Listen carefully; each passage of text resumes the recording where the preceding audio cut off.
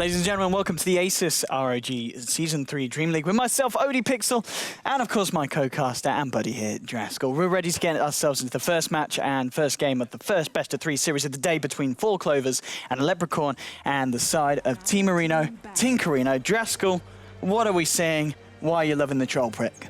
We're seeing...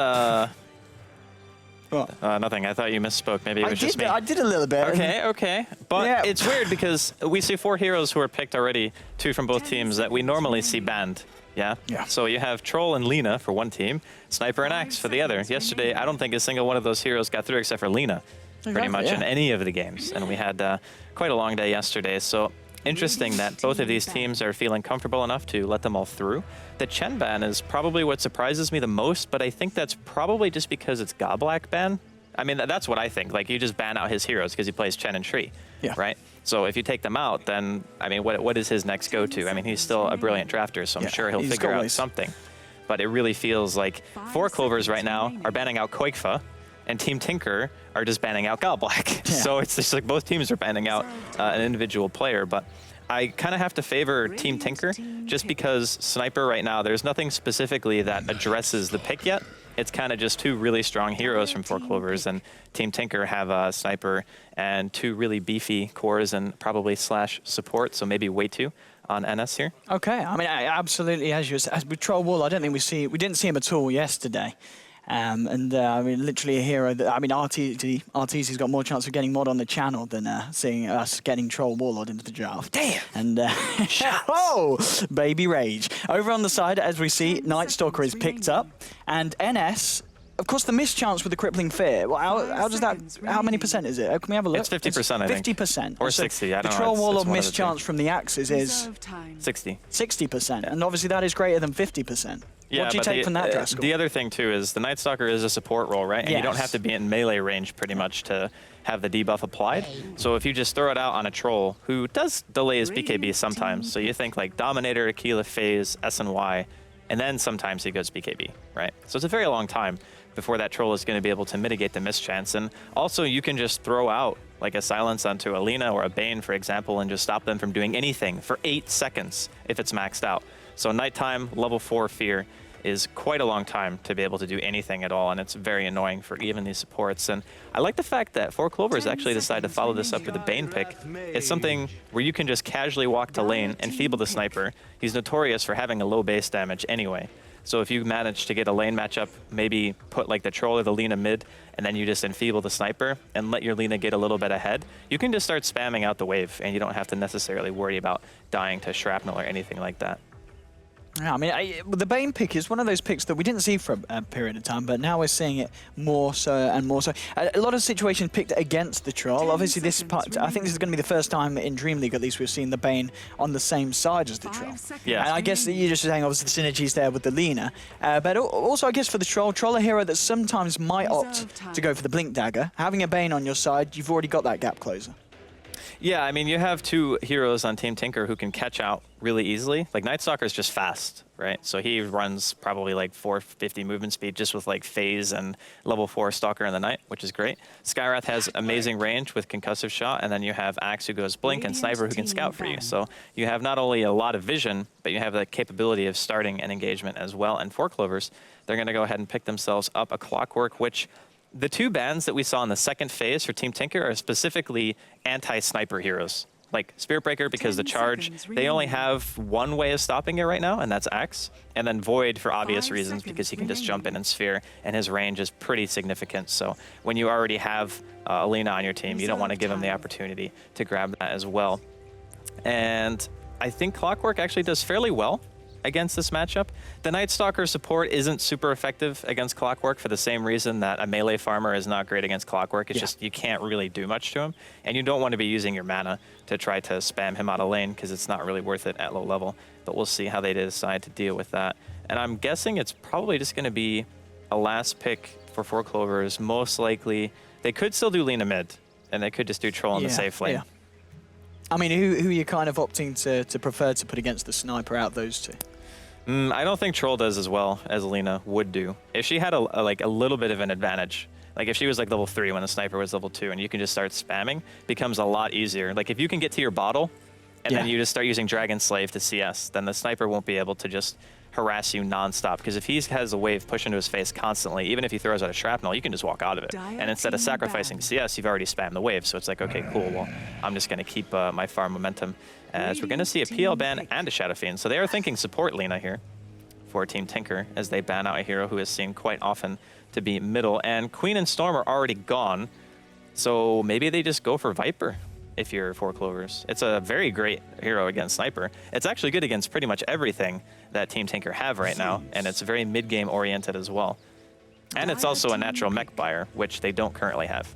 That's true. Yeah, I mean, it certainly looks like this could be a possibility for them on the final pick, and especially with the ZEUS picked up as well. Again, a lot of heavy magical damage. Throwing in the Viper to this mix against it would be something that could definitely work if that is what they want to go for. I mean, the PL ban, we've seen the PL picked up quite a bit against the Troll Warlord. Also very good against heroes like the CLOCKWERK, in the sense you can be that real gap closer. And so it would have been annoying to play against, but with the ZEUS picked up, so it's looking like the ZEUS mid, you imagine the sniper in the safe lane with the NS in the sky? I think it'll be ZEUS mid. I don't think Black plays ZEUS. I think it's Qualifier ZEUS and then Sniper for Black. We will see, though, what 4 Clovers want to do. I mean, there's still a few choices here. I think Viper is really strong against Sniper in general, because if you get like mech eggs, you can just Viper strike the Sniper and stand in shrapnel, and he can't move. Like, he just stands there, and he's like, what do I do at this point? Even during the laning phase, the Sniper will take more damage from using a shrapnel by just getting corrosive spammed, and ganking him is tough. But they're going to go with a Wind Ranger. So it's another hero who does fairly well in lane, and it gives him another disable, which is nice. Also scales better in terms of damage output towards the late game. You have the Slasher's Way, I guess if you want to call it that, where you go for the phase into Aghanims, but it's going to be one of those heroes that I feel at some point is going to want to buy BKB, whereas Viper probably wouldn't have needed one. And it also offers better lane spam. So maybe they wanted another hero who could actually push waves, because as before that, like 4 Clovers only had one wave pusher, and that was Lina, and it's going to be played as a support. So I'm guessing this is going to be a core Wind Ranger, and they're just going to pick another hero who can just push out waves. Okay, well, we'll see what comes out from the lanes from both sides as we get ourselves into the first game of the first series of the day. 4 Clovers and a Leprecon up against the side of Team Areno, Tinkerino. On the dire side, we're going to have BZZ. Yes, of course it is. 633, aka BZZ on that Troll safe lane. Truly Yours will be on the mid lane on the Wind Ranger. We're going to have, Draskell, I'm sure you know who's who. That's Go Black. So we've got Go Black on the Bane. Kill Me is... Yol, I think. Yol, I think you're right. Yol on the CLOCKWERK. And finally on the Lina for the side at the dire is... Lina is... Sexy Bambo is Clock. Okay, Sexy Bambo's Clock. Yeah, Sexy Bambo's Kill Me. So who's their fifth? There we go. Look at this. Weapus there with the research. Fantastic. Thank you very much, Weapus. The game isn't ticketed. That's why their names aren't showing up, by the way. We have a stand-in admin. I'm not sure if he realized it. I said it in the lobby. I was like, the game's not ticketed, but apparently it's okay. Well, we'll try to overlook that. A little bit of a production hiccup, but hey-ho, everything else is tip-top. On the side of the Radiant Draskell, who are we seeing? All right, so first off, we're going to have Black. He's going to be playing his Sniper. Standing right next to him is going to be Qualifier, the 2 dwarves going to be playing on the ZEUS. Hold on, Bane going to be into trouble here. Goblet going to have to retreat. We're going to have Way2 and Pylai Dai. Way2 is going to be on the Night Stalker. Pylai Dai is going to be on the SKYWRATH. And then last but not least, why am I blanking on the last person? Help me out, Owen. You know this. Bulba. Yeah, Sam. Bulba. How could I forget Sam? He literally invented me. Did he? Did you know that? What did he do? The first thing I ever casted, I was basically a stand-in for him because he couldn't be there. I see. So I stood in to cast with Aaron, and he was supposed to be the one who did it. So Sam invented me. I'm sorry, Sam. Forgive me. Oh, well, now Sam's playing on a pretty good team, and you're sat here with me. So, well, it's quite clear he's got the short straw out of that little thing. Top lane, going to be the Nightmare to set up the Light Strike Array. BZZ coming in with the axes. They're going to have the slow. They don't know they're going to go for this. I mean, this could be a kill. This is going to be a kill. First blood there, going to Lina there. Very nice pick off on the axe. The damage output is real. Maybe he got unlucky with his stouts, because I didn't feel like that was going to be able to take him down. It's kind of interesting that he died there. I think if he had tiny bit better RNG, he could have lived. But, you know, Dota 2, it happens. The harassment middle lane is, like, real right now. Qualifier being pushed back a tiny bit. But as this Wind Ranger does not have a wand eventually, he's just going to get shoved out. He does have 2 pooled tangos, though, and a self. So that's definitely good. He needs to dodge these power shots, though. Just getting his clarity removed immediately. That's definitely not good. Like, just bottle regen, it only gives you 70 mana. So that's 1 arc lightning per bottle charge. It's not really that effective. A full clarity gives you pretty much the same. So I mean, in terms of this lane on paper, is there a hero that you expect to come out? They're both going to farm. Like that's just all there is to it. If you dodge the power shots as the Zeus, you should win the matchup because you can just use Lightning Bolt to harass, and it's targeted, so you can't miss it, really. So as long as you're not eating power shots to the face off cooldown, I think he'll be fine. Okay, so, I mean, at the moment in the safe lane, obviously we've got the NS and the SKYWRATH both supporting up the sniper. Are these heroes that we're gonna have to? Are they gonna have to wait till night time before they start making rotations? But they can't really go any earlier, or what do we expect to see from the Radiant supports? Eventually, they can do whatever they want. Like Sniper versus Clock. If the Clock is severely underleveled, which Bambo's like 2.5, so he's gotten some out of this lane so far. Typically, you always see like the CLOCKWERK get a decent amount from the first few waves, just because you can use cogs on the creeps, and it always makes the creeps walk near his tower. But eventually that Sniper is just going to massacre him. Like Black is going to dominate the lane. He'll probably buy like Phase or Treads, and there will be no way that Bambo is going to be able to close distance until he's level 6. And even then, it's probably going to be tough if he's not at like full HP. He needs to be able to commit when he's at 100%. I mean, we already see as well, Axe, he's headed straight to the jungle, so he's given up the off lane, and I think, well, to be fair, against that kind of tri lane, you don't want to be up there. Oh, definitely not. Like, if you get slept, you're dead. You're going to eat a double nuke from the Troll, you're going to get stunned from the Lina. Brain Sap is also pure damage, and as soon as the Bane hits 3, it's 160 pure, which is pretty hefty, even for a hero like Axe, who is moderately tanky during the early game. But I think it's okay. Like, he'll be able to farm just fine. And the supports of 4 Clovers, ganking middle is still pretty tough. Like, you're coming into a lane where the Axe is potentially in position to counter gank. He is a low health jungler though, so that's a little bit of a concern. But I think they'll probably just go for the tower kill over trying to gank for a while. Okay, I mean, in terms of going late, when you've got a sniper against a troll, who's coming out on top of you every time? Sniper is usually the easier hero to execute because you can stay out of harm's way. Like, you have an Axe and a Night Stalker to kind of lead the charge, and then you have Zeus for damage output and Sniper, and SKYWRATH scales pretty well too. But it's down to who gets the better jump. If the CLOCKWERK catches the Sniper, even if the Axe like blinks into the cogs, you're going to have stuff like Lina to follow it up in damage. You're going to have your Fiend's Grip. It just depends on if they can catch him. That's going to be if they can win the fights. If they can't, then a Sniper will mow down everyone on the side of 4 Clovers, even like heroes like Wind Ranger. But if he does get caught, they have plenty of ways of killing him. Talking in terms of timing for big kind of items coming out in these heroes, what have we got to keep our eyes out for? I guess on the side of the Radiant, we're waiting for that Blink Dagger on the Axe before we start to see those big mid-game initiations from himself. On the side of 4 Clovers, is there anything you kind of, that, you know, screams out to you that's going to turn the tide of the game? Well, the Troll's just going to try to get a Roshan because that's what dire Trolls do. So we're looking for Phase and Dominator on him. That's going to be when Team Tinker have to start being very aware of Roshan just being soloable. He's already got his Quelling Blade and his Bassi, so he's working his way towards that build where you can just get that huge advantage, like get a handful of levels and just an Aegis for some free tower pushes. So Team Tinker are going to have to watch out for that. But really, 4 Clovers are much more level reliant on their heroes than they are for items. So you want your Wind Ranger to have like max Shackle, get a point into your Focus Fire, you know, max Power Shot. You want Lina to be 6, and you want CLOCKWERK to be 6, and Bane, and that's it. Like, you don't actually need items. That's the cool thing about 4 Clovers lineup, is they have 4 heroes who can fight no matter what, and then they have a Troll who can just do things while his team is making space. Okay, indeed. And looking at the, well, the Troll's getting a lot of farm. 37 CS for himself, 34 CS on Sniper there for Black as well. So they're both safe lane farm carries having a pretty decent time so far. At the mid lane, Wind Ranger with 28 up against the 19 of the Zeus. So a slight advantage there for the side of the Dire. I mean, looking in terms of both teams' kind of support duos, who's getting the most out of the map at the moment? Well, considering both teams kind of need EXP, like Team Tinker supports, the SKYWRATH obviously wants his ulti, and the Night Stalker getting some levels is great too. But I don't think they're as focused on trying to make something happen because they have the more stable late game. Like, Zeus late game is ridiculously strong. The damage output that you have is nuts. And realistically, only 2 of those people on 4 Clovers are going to be able to easily get to BKB. And that's going to be Wind Ranger and Troll, because they're the 2 highest farm priority. So the Zeus damage output during the mid game is going to be absolutely disgusting. I don't think the supports really need much on Tinker.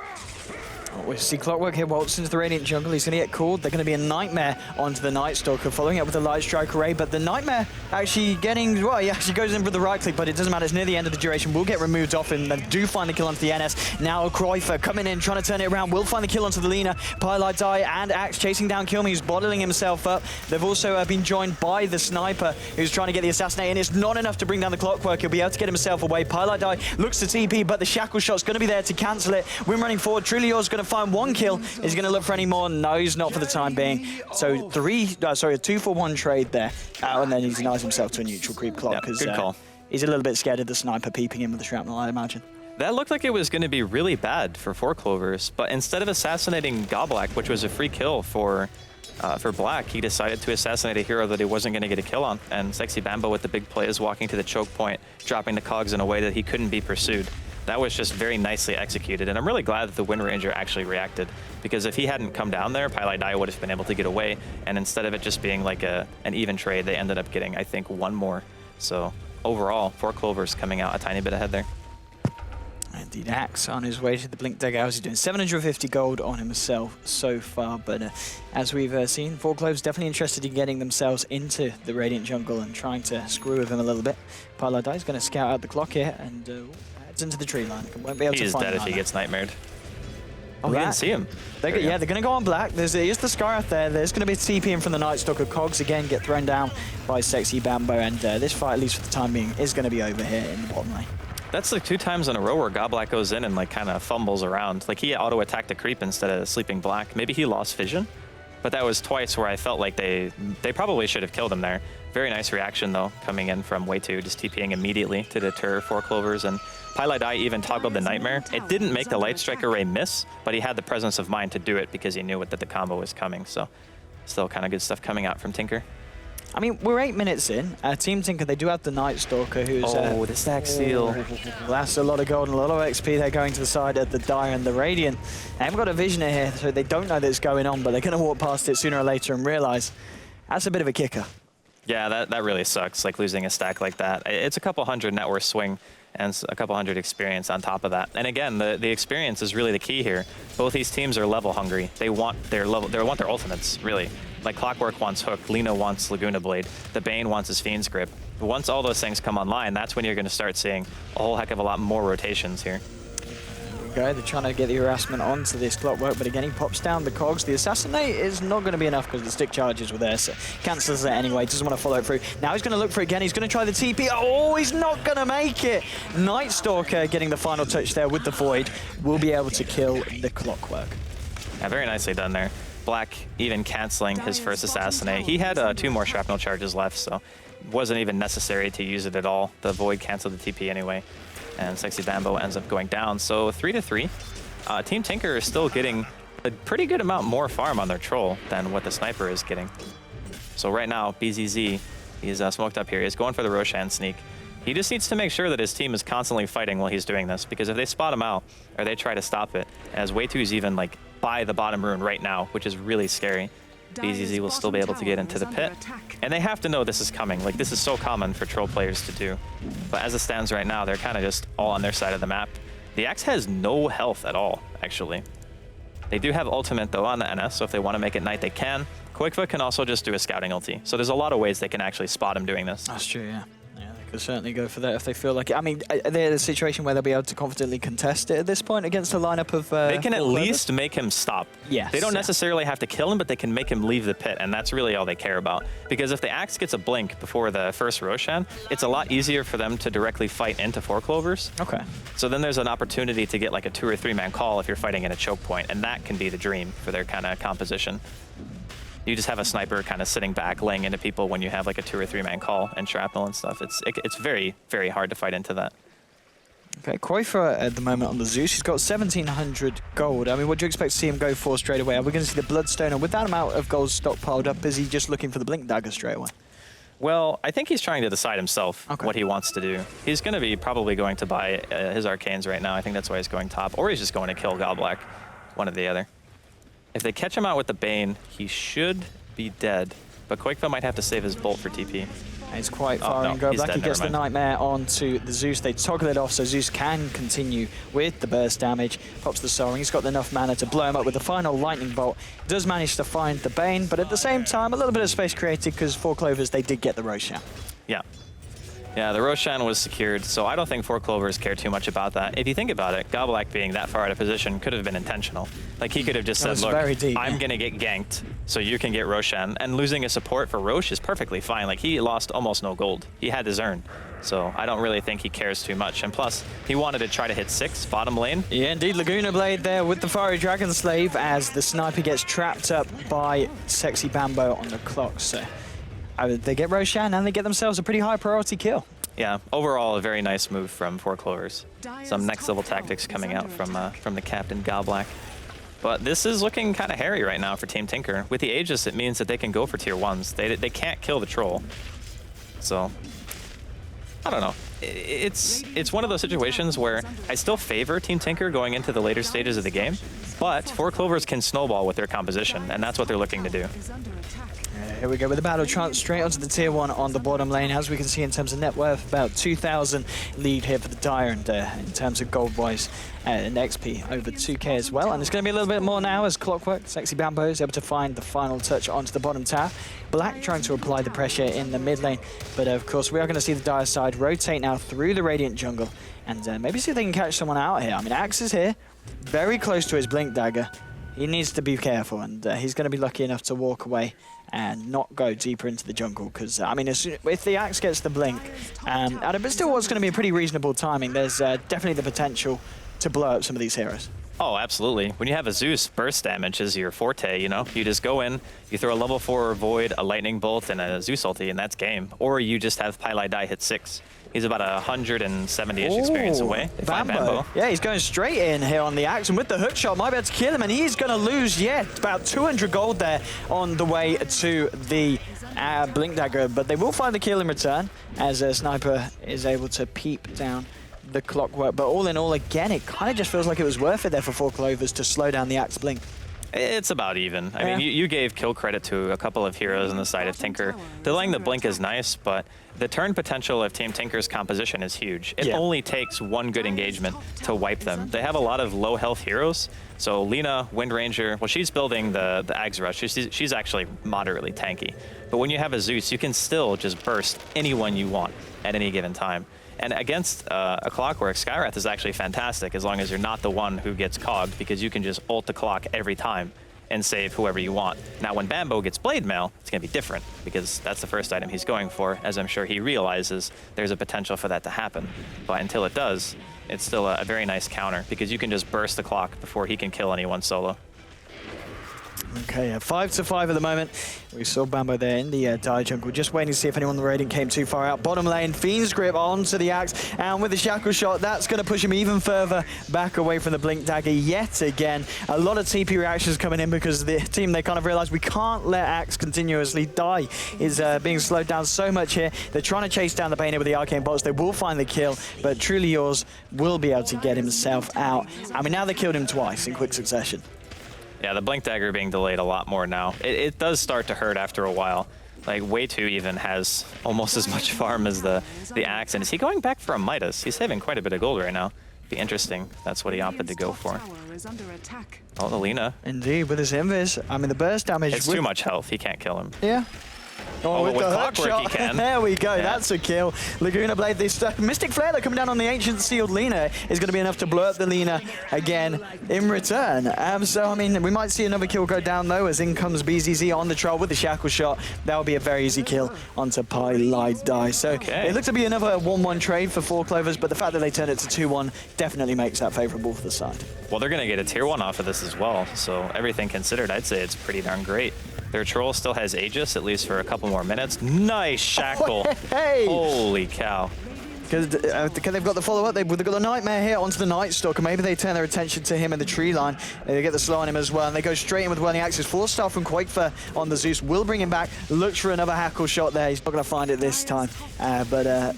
Oh, Troll getting low. He's got the Aegis, and he's closing in on that BKB. Only 500 gold away from the Ogre Club. 15 minutes in. Kill me, Sexy Bambo, trapping Pilot up here in the cogs. Will bring down the SKYWRATH Mage. Black is here though to try and pick up the kill on the way out, and Axe the Aegis is gone! Oh. The Aegis is gone! Oh, Draskell! What a timing! Oh my god, BZZ is probably tilted right now. It faded like 2 seconds before he actually died.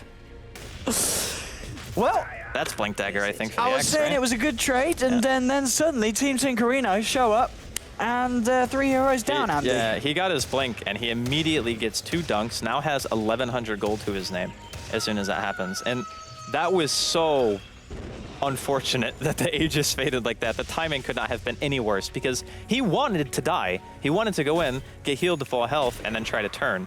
But he ends up just walking into a dunk when he doesn't really have his immortality anymore. And he didn't heal because of Quake's static field. So when he arced, he stopped the regeneration from the Aegis because otherwise he would have just been at full health. But instead, he doesn't regen anything. Oh, here's the replay, Draskell. Talk us through it. All right, so Pilot Die realizes that Sexy Bambo has Blade Mail, so he's like, oh god, I've made a horrible mistake. You're going to see the Blink initiation. Or no, he doesn't have Blink here, or doesn't at least blink in, but his Aegis was gone, like you saw it on the right-hand side. Yeah. It like had Timed 1 out. second left and then 0, and then boom, gone. But you couldn't see it in the replay. He was above near the Ancients, and he got static fielded when the Aegis went Bottom off. lane, there's your Blink Cool and your Mystic Flare. It's the old school 1-2 combo. Works every time. Yeah, it's a free kill.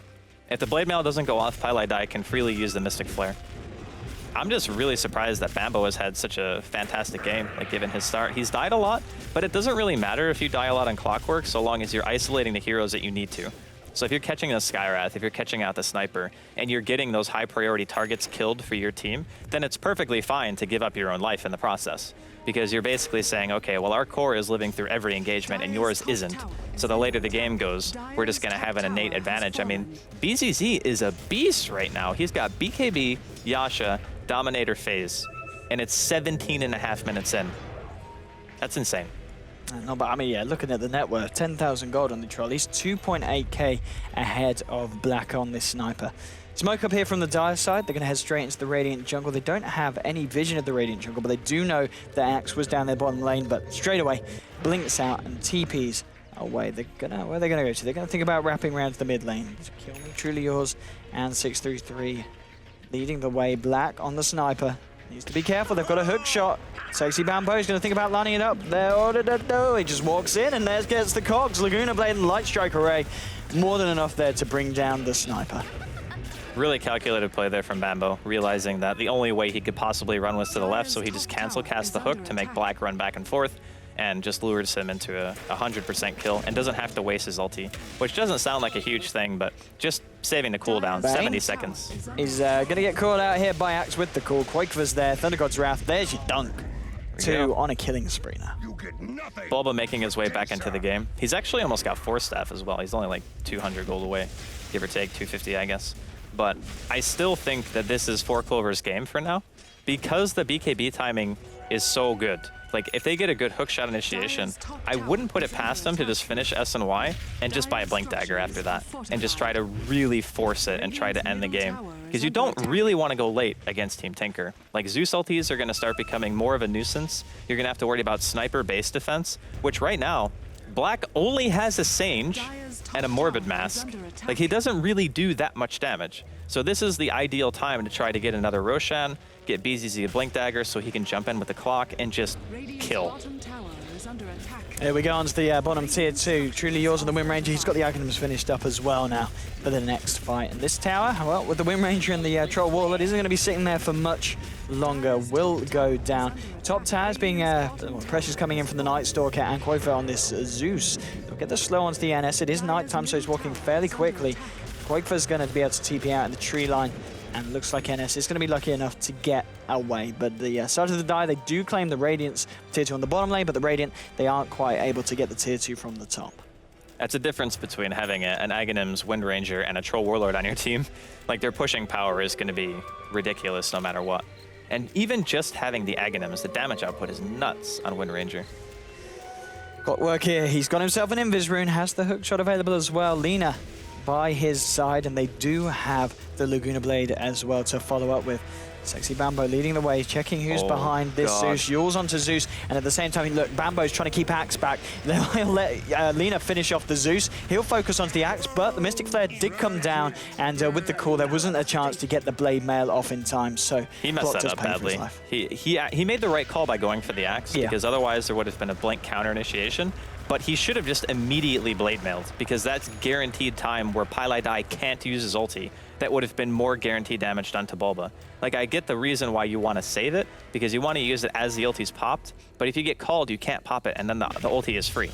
So you just have to use the Blade Mail to buy yourself time, because Alina gets the ZEUS kill no matter what, but you give away your life for nothing if you don't Blade Mail right away. So. And us on the top lane will be able to find himself the tower. Bane's going to come in, and Bane does have the Fiend's Grip available. The Crippling Fear is going to be more than enough. Oh, hello. Here comes Lina with the Yule Scepter, holds him in place. 1-2 with the Light Strike Ray and the Fire Dragon Slave. And Bane will actually get the final tickle onto the NS. And they lose the tower, but they do kill the Night Stalker. Decent trade. I mean, the Lina has a lot of farm for a support role. I mean, he's playing 4, I guess, as Godblack is playing the 5 position right now. But I still think that 4 Clovers are doing pretty well for themselves. They just can't let it go too much longer without getting some serious damage dealt. Like, at the very least, get the rest of the tier 2s, or you can just try to get Roshan, as it's respawn now, and BZZ is going to find that out about right now. He can get an Aegis, and he can buy a Blink Dagger, and that can be his 6th slot for now. And then later on, he can transition into maybe buying a Scotty after he loses his Aegis, or he could even go for Satanic, which I think would be okay if you decided to go for Blank. You just need to be able to hit stuff, and you can just keep yourself alive forever. I mean, Black on this sniper, he's come up to 9k. How's he doing after the SMY? Has he managed to build anything else up from that? Nope. No. So that's all he's got, and at this point, the fact that your sniper is coming up to 4k behind the Troll, that's not a good position to be in. He doesn't do enough damage. Yeah. They're relying on the ZEUS and the Sky for the majority of their damage output, which is fine, because for now they can supplement his damage. It's just going to be a matter of more BKBs coming out before Black gets farmed. Oh, hello, Lina walking into a SKYWRATH Mage, just managed to get the Ancient Seal. They should blink forward with the dunk. They'll be able to dispatch quickly at the Lina. Now maybe going for the Troll here as well. There's 4 of them if they want to try and chase it down. Bane is there with the backup. Oh, there's your hook shot in from Sexy Bambo onto 2, onto Night Stalker and Black on the sniper. The Night Stalker getting low will get brought down. They have lost the Clockwork though as well. Slow from the Axe is going to be dodged by Quaker as he force-starves himself away from the fight.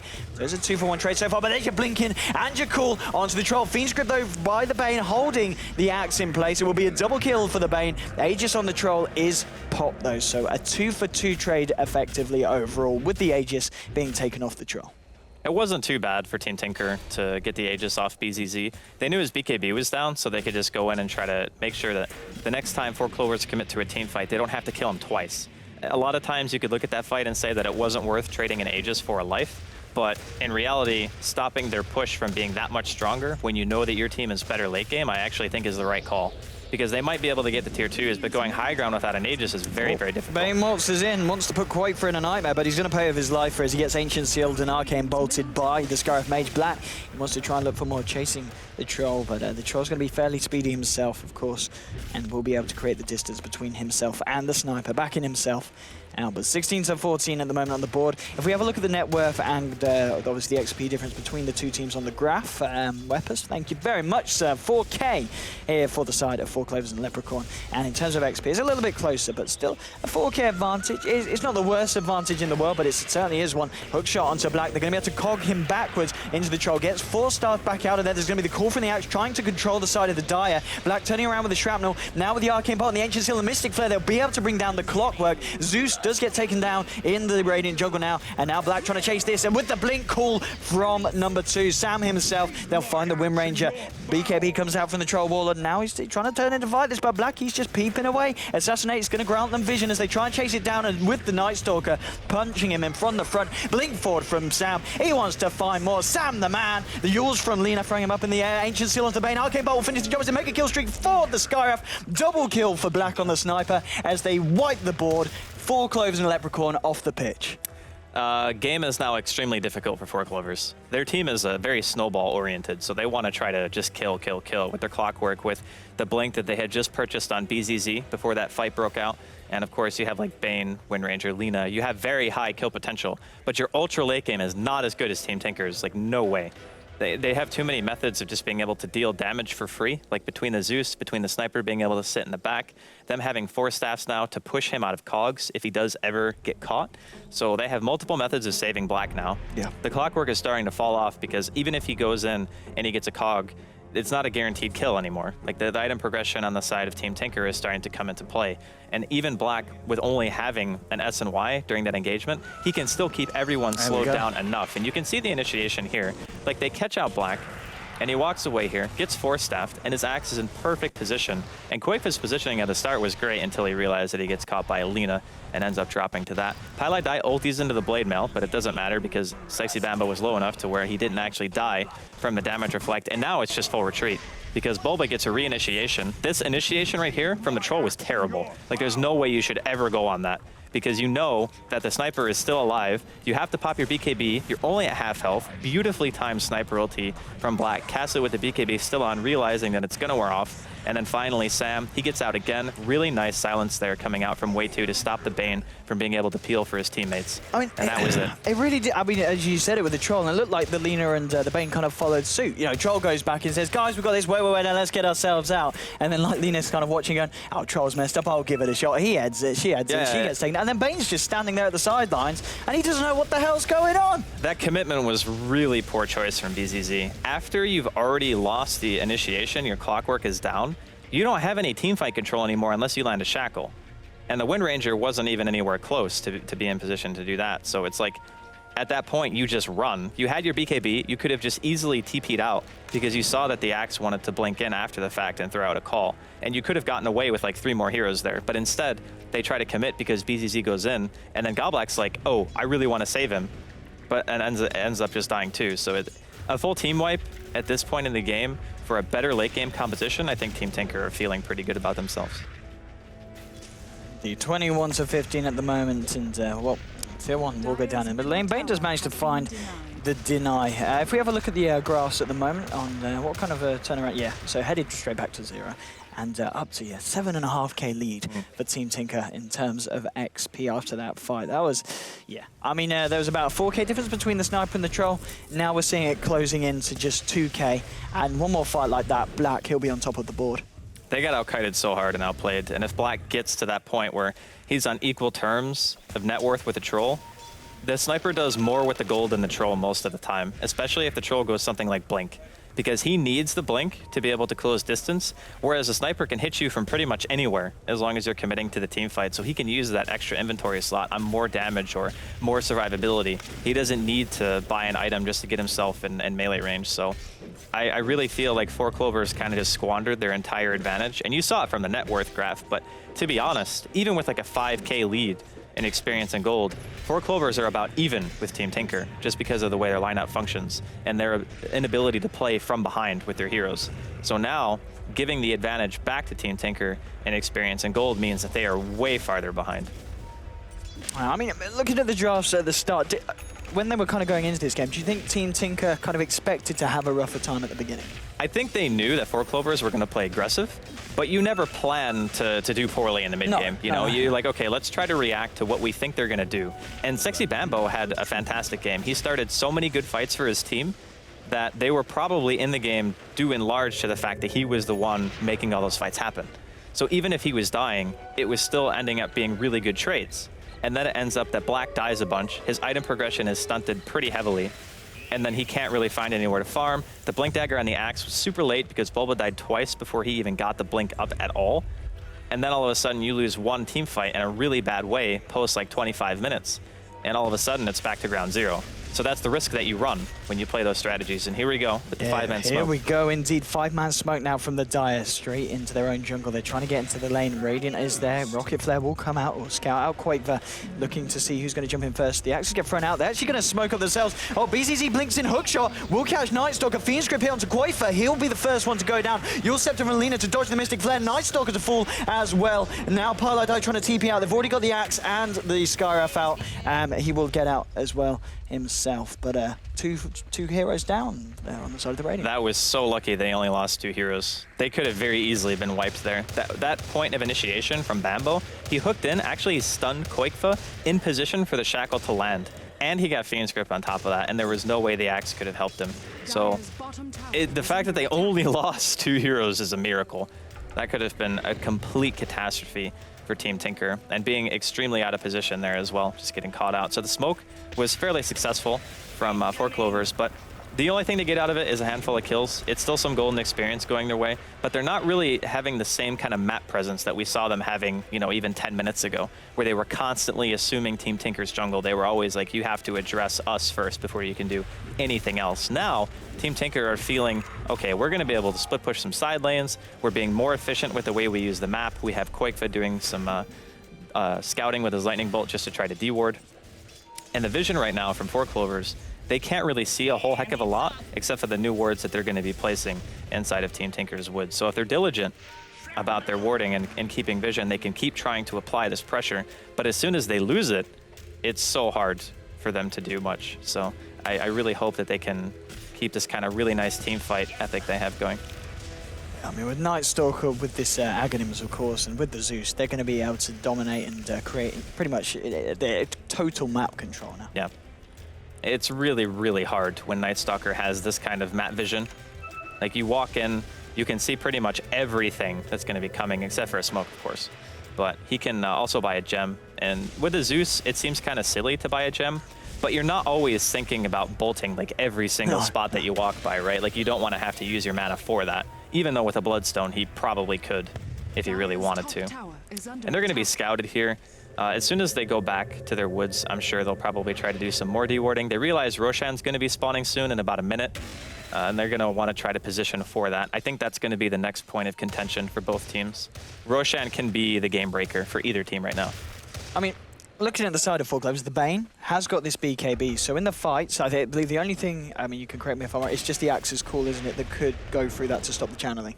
Yeah. Yeah. So, I mean, so you pretty much guarantee... Well, Assassinate is a mini stun.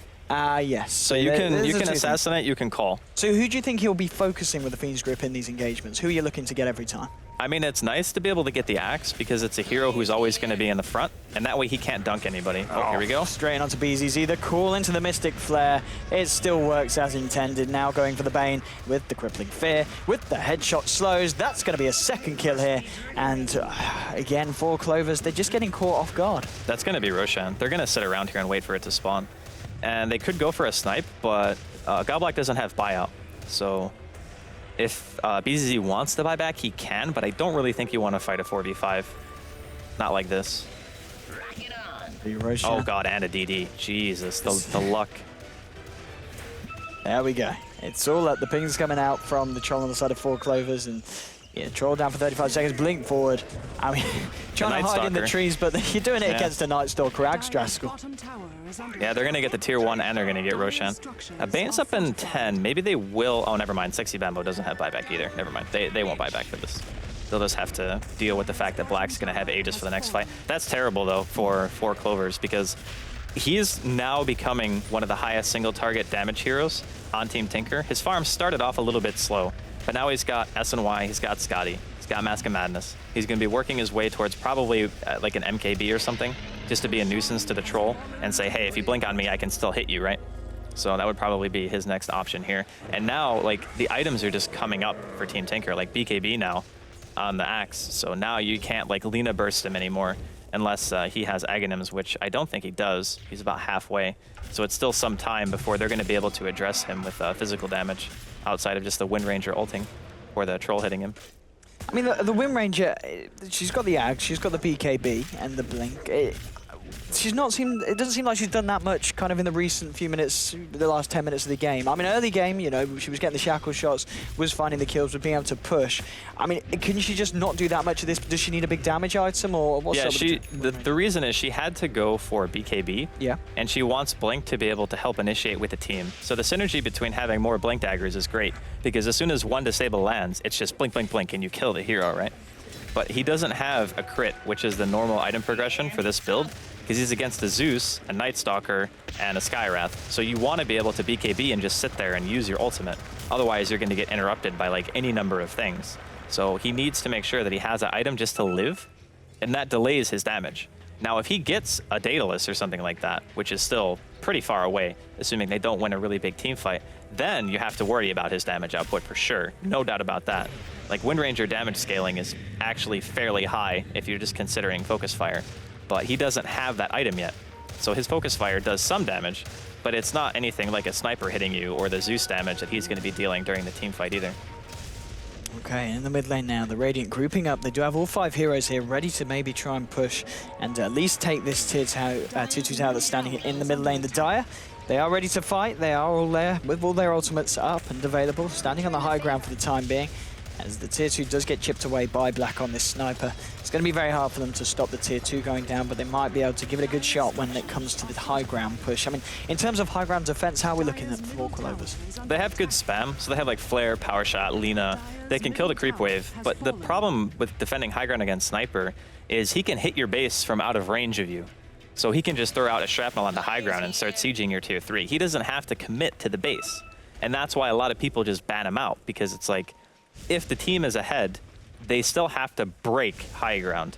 And if anything other than a sniper is on the enemy team, there's the opportunity for them to commit and make a mistake. And you turn, you fight well, you defend your base, you get a really big golden experience gain from that defense, and then you try to fight after, right? But against Sniper, you kind of just lose your buildings because you have to go on him. Otherwise, he will just kill your towers and your base. Okay, 24-17 at the moment. A little bit of a passive section now as both teams kind of waiting for the other to make a move. Radiant, they've got their heroes all on the top lane into the Dire jungle.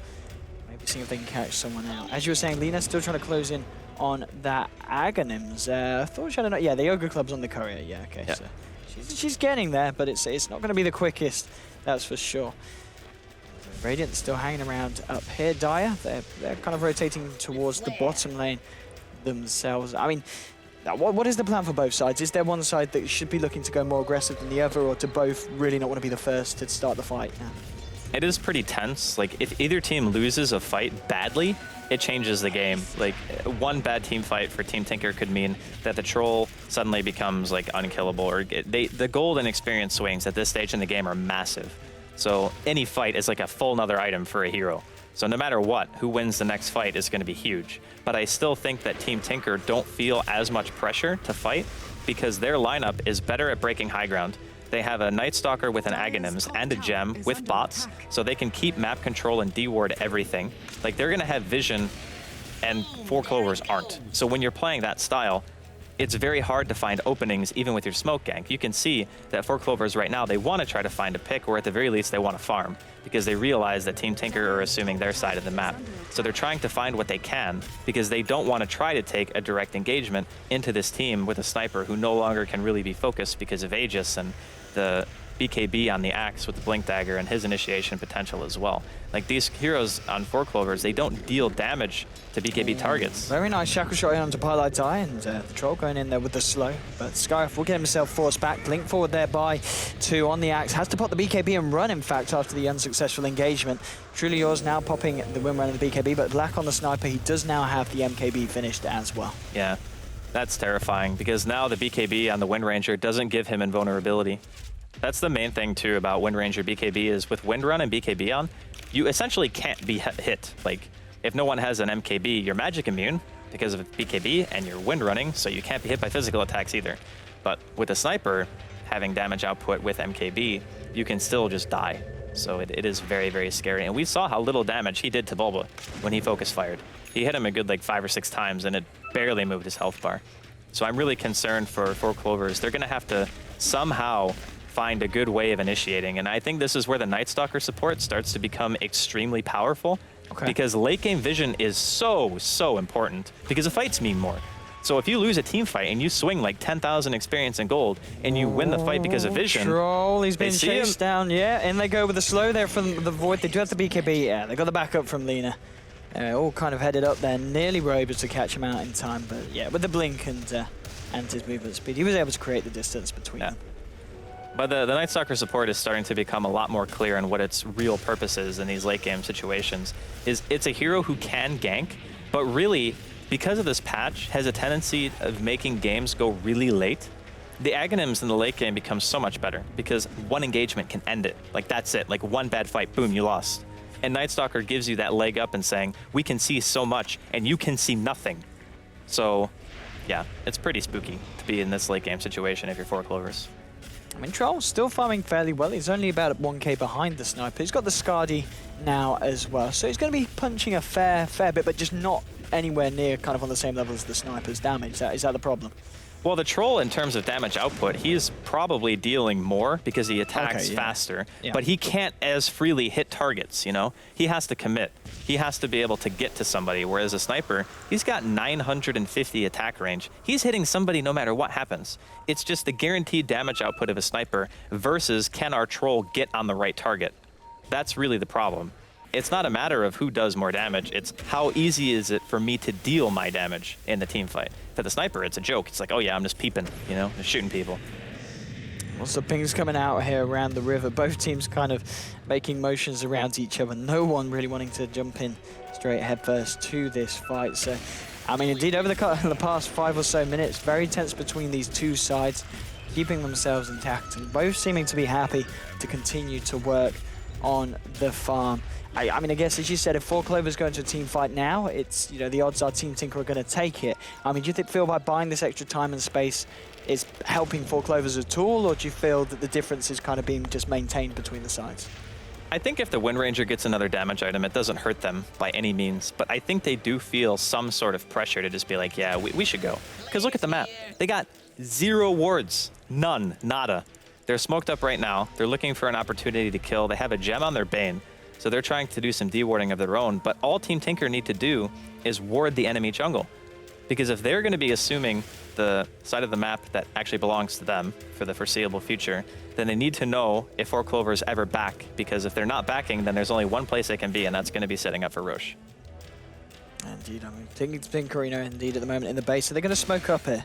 Yes, they are. There we go. There's the smoke from Team Tinkerino. They're going to give it another shot this time to see if they can catch anyone out here on the side of Dire. There's your nighttime. So 4 Clovers, they're going to be a little bit careful. They know that something fishy is going on, and they are going to start to head away from the Radiant side of the map. They've spotted out the CLOCKWERK, and CLOCKWERK, well, yeah, that's going to be an easy kill there. Berserker's cool into the Mystic Flare and the dunk. Yeah, kind of a bit of a sacrificial lamb there from the side of the Dire, and the Radiant behind look to try and find more. There's your Thunder God's Wrath. Now they know exactly where everyone is on the side of the Dire. Buyback from Clock, BKB popped by Troll. We can see the BKB from Axe, who gets the call onto the BKB up. Wind Ranger, Troll, he's going ham onto Black and the Sniper, and they'll be able to kill the Sniper first. This is pretty big now for this team fight. Now they're going to be able to find Pylite Die potentially with the Battery Assault, going for the Ghost Scepter. There we go. That's going to be the second kill here for the side of the Dire. Now with the Skadi slow onto the Night Stalker, ZEUS will be able to force staff the NS away, who will TP out. He's going to be able to get himself out safely, and it looks like Qualifier, if he's able to just, he's got the foot staff, he's just going to go straight for the TP. Where's the yours from the Lina? There's your light track rare. Oh, it's a little bit short. ZEUS does manage to get out. Axe also there with the retreat, and Shackle Shot globally flying across the map. But all in all, they lose the CLOCKWERK, but nice use of the buyback, and they find 2 big kills. Well, most specifically, the kill onto Black. The irony of that team fight is they had the vision advantage, having the Night Stalker with Aghanims, but they still let their Sniper get completely caught. Like, he got Fiend's Grip and forced away, but he was still getting tunnel vision by the Axe. Where was Bulba? Bulba needs to save his Sniper. That's like his only job in the fight, is to make sure that that does not happen. Because even if he gets Fiend's Grip and it's just Godblack on him, whatever. But if he gets a taunt on the BZZ, then all of a sudden, there's no damage output. So the Fiend's Grip is wasted. He needs to be on top of stopping BZZ from getting in on Black. If that happens, then you see the result is if your Sniper is dead, your damage output is no longer there. Now, that team fight was a gift for 4 Clovers because they desperately needed it. So now, BZZ, he's got his Blink, he's got his Cheese, actually, as they give the Aegis to the Wind Ranger, I believe. Yep, he has it. If he wants to go for MKB next, he can do that. If he wants to go for Daedalus, also a solid choice. I don't think the Sniper is going to make Butterfly, but the unfortunate part about that team fight, too, is Black died without using Cheese because he got, like, just destroyed and the Fiend's Grip from Godblack. So all in all, the fight itself was much better played from the side of 4 Clovers. I think Sam just kind of lost sight of what his purpose was in the team fight there for a second. And it happens, you know, people like try to go in for a kill. He got a nice pick onto Sexy Bambo. They're feeling confident taking the fight. And sometimes you don't make the right call. Didn't mean to make that pun, but you know, it just kind of happened. Overall though, 4 Clovers still feeling the pressure not wanting to try to force anything too crazy here. 44 minutes into the game, 25-19. If we have a look at the graphs actually after that fight, do we see the swing? Yeah, indeed, there's a little bit of a swing there going back towards 4 Clovers, but still a very, a difference in terms of XP and gold that very much favors the side of Team Tinkerino at this moment in the game. But indeed, after a fight like that, Wind Ranger will get the potential to start working on her next big damage item. And yeah, with the Demon Edge, you're pretty much expecting that to just be the crit, the Daedalus, rather than the MKB. Daedalus is like the best damage increasing item for Wind Ranger, just because of her sheer attack speed and because of the amount of damage that she deals. So like, I think it's like 250 or something like that damage is when Daedalus becomes far and away the best damage increasing item. MKB is still good if the heroes are getting it. Butterflies, but again, I don't know if that's going to be Black's item choice. I feel like he might just go for another damage item, given that 4 Clovers are the ones who are going to feel the need to end the game. They're going to be like, okay, we just got a great fight, we got a huge swing in experience and gold, we got Aegis cheese, let's do this. Okay, and, I mean, so looking at the sniper himself, as you're saying, looking to get his next big damage item, does he just, well, I guess he wants to hold on to the cheese, so will he just get rid of the Mask of Madness at this point, or do you hold on to it? No, you keep it. You keep the Mask of Madness, you save for buyback, you keep the cheese. You keep the cheese. For the base defense, and then after the fight is over, then you can start making those choices. Hook missed there, by the way, from Sexy Bambo. BZZ farming very aggressively here. I mean, there's a Night Stalker with Ags and a Gem. I mean, he's just going to have vision of you totally, and BZZ, he'll eat the cheese, and he walks it off. But I mean, was that necessary, BZZ? He gets 4 staff back. They will pop down a Cogs. But what was the plan there, Andy? Miscommunication. That's the only thing that you can say. Having to use the cheese like that, now he doesn't have it for the next fight. They still have Aegis, though. They're being scouted here by Way2. They're just looking for an opening. Concussive shot here onto the Lina. Wheels herself up. They do have the axe ready to initiate. In comes the Night Stalker as well. Mystic Flare down onto the Bane. That's your first kill. They'll find the dunk there onto Lina as well. BZZ, he goes down as well. 3 heroes to fall with the slows here onto this Wind Ranger. Where's your dunk? Oh, they don't even get it because he's already dead. Aegis is popped. They're ready for round 2 here on this Wind Ranger. Wind Ranger in a whole world of pain. Looking for the dunk. It's a little bit early. Doesn't matter. Qualifier finds the kill there with the Zeus. 4 heroes down on the side of 4 Clovers. And that was all just a little bit of a mess, Draskell. BZZ is like YOLOing now. He just goes in on like a Night Stalker and highlight eye afterwards. Like, I don't understand why you would want to go on either of them. Like, those aren't the threats anymore. Like, Way2 is an annoyance during a team fight because he can silence and he can void, sure, but what he brings is just vision. But the main damage dealers are the Zeus and the Sniper. Sexy Bambo wasn't in any position to help his team there. He was really far away. And then BZZ just goes in and tries to start hitting people. He couldn't find Black.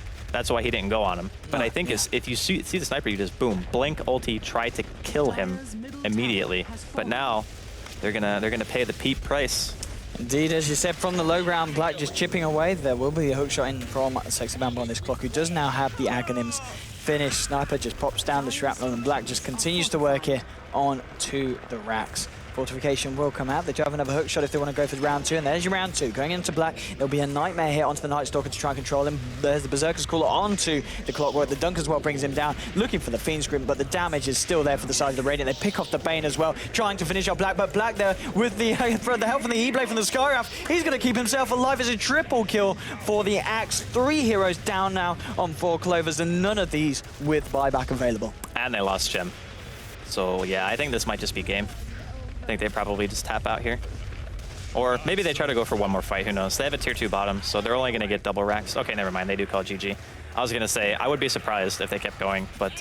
Oh, I mean, is this a fake GG? I mean, they continue to play. The game hasn't finished yet. No, it's over. Yeah, it's over. I mean... The sad part about this game is that it got to a point where you could only make like 1 or 2 mistakes. Yeah. And the mistakes just happened to be made by 4 Clovers. Like, their early game, I feel, was really good. BZZ was farming great. He got early Roshans. I think he got 2 in a row. And then they started taking some team fights. And then all of a sudden, they had this one really weird engagement where BZZ decides to commit at half HP and tries to go back in on an axe. He gets called. He baits the rest of his team into getting team wiped. And then for the rest of the game, I feel like he was just playing on tilt. Because honestly, outside of the fight in the river, where he got caught, or where Black got caught with the Fiend's Grip, and then he got blinked on by BZZ. That was the one fight where I was like, wow, that's how you're supposed to play it, you know? That was well done. And then they, for some reason, I don't know what Sam was doing. Maybe they have like a replay of it, and then we can watch after when we take a break for some commercials. But the play from Team Tinker, the way that they had to do it is they just use a Night Stalker for vision. They wait for the axe to save the sniper, or at the end, Pylai had an E-blade for the focus fire that was being used, and that was pretty clutch as well. And he even waited to bait him to make sure that he was going to fully commit for the kill before he used it, because a lot of players would have just immediately E-bladed, and then he would have ran and not died, but he made him commit to the kill, so then he dies. I mean, everything just went well for Team Tinker during the late game, and that's really all that matters if you have a sniper on your team and a ZEUS. I mean, it was always like that sense of Team Tinker's late game is better, like no way that you can dispute it. But the way that they played it, like BZZ, I don't know, man, that was some weird plays that he made. It was indeed. I mean, if B equals 3, what does Z equal? Ladies and gentlemen, we'll see you for Game 2 very shortly. But first of all, from myself and Draskell, over to the commercials and then back over to our hosts.